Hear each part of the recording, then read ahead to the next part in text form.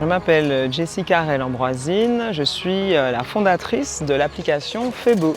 Je suis hyper active, curieuse de tout, de manière générale, curieuse, et émerveillée.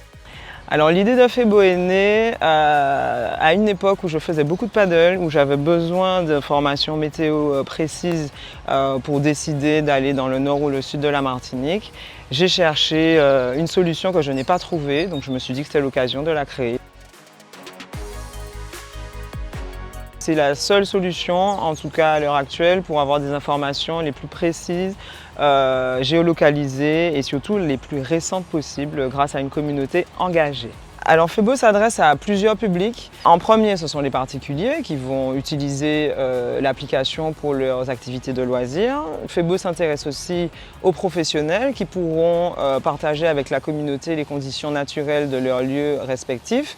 Et puis, il y aura une communauté quand même touristique qui cherche ce genre d'informations pour savoir où aller, où sont les conditions, qu'elles soient météo, du ciel, de la mer, des sargasses ou autres, pour pouvoir choisir leur lieu de visite.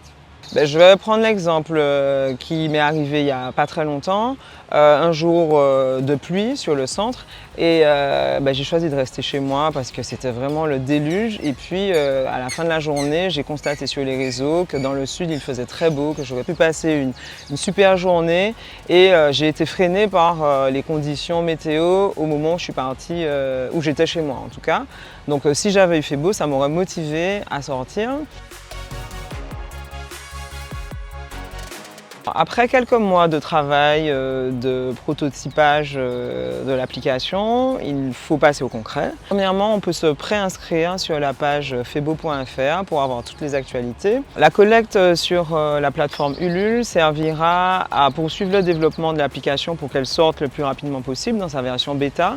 Ça nous permettra aussi d'ajouter des fonctionnalités auxquelles on a déjà pensé, qui sont prototypées, mais qui demandent quand même un engagement financier qui ne sera possible que si on a un financement suffisant. Et la troisième façon, c'est de vous connecter sur nos réseaux, en particulier Instagram, febo.insta.